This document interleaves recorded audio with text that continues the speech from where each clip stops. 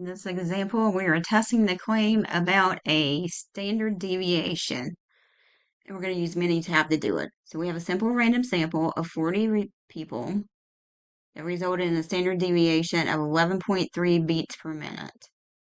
We've got the normal range between 60 and 100. The range rule of thumb says it's about 10 beats per minute. We're going to use the sample results with a 0.05 significance level to test the claim that pulse rates of people have a standard deviation greater than 10 beats per minute.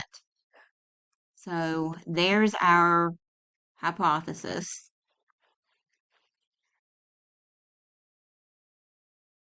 We have a sample of 40 with a sample standard deviation of 11.3. Our alpha value is 0.05. So we're going to go to StatCrunch. Go to Stat, Basic Stats. This is for one variance. We're doing this with a sample standard deviation. So our sample size was 4, I believe.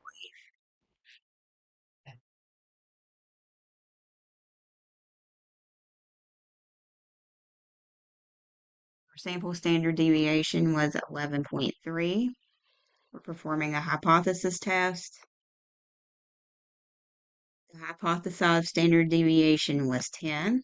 And this is nice because you've got the option for this. StatCrunch does not. It does everything in terms of the variance. So students have to be really careful there. And we are using the greater than option. We don't need to worry about this. That's for confidence intervals. Okay, just like StatCrunch, we don't need to worry about it there either. Click OK, click OK. And all we care about is the p-value. Our p-value is 0.115. So then this is where we would compare p and alpha. P is greater than alpha, fail to reject.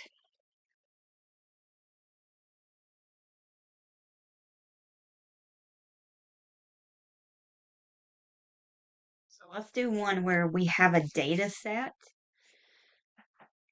So we've got birth weights of babies born to mothers on a special vitamin supplement. We're going to test the claim that the sample comes from a population with a standard deviation equal to 0.47 kilograms. And we're using a 0.05 significance level. So we know H naught, the alternative.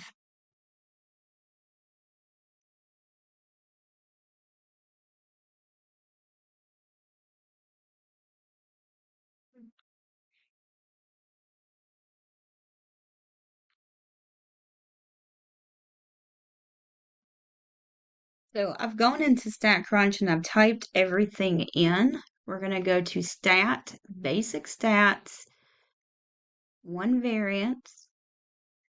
We're testing the claim about a standard deviation and we have a data set. So in this drop down, we're going to choose this. Make sure you tell it where I've typed everything in because I've done several videos that I've used column 1, it's automatically defaulting to what I just did last time. That's why that's showing up there. But if it's not showing up for you, go ahead and just click on it twice and then it will pop up right over here. Or you could just type it in. We're going to perform a hypothesis test. Make sure you click that. We're hypothesizing about the standard deviation and that value is 0.47. Under options, we are going to choose that two-tailed option, so the not equal to. Click OK. And we're going to get a p-value of 0.029.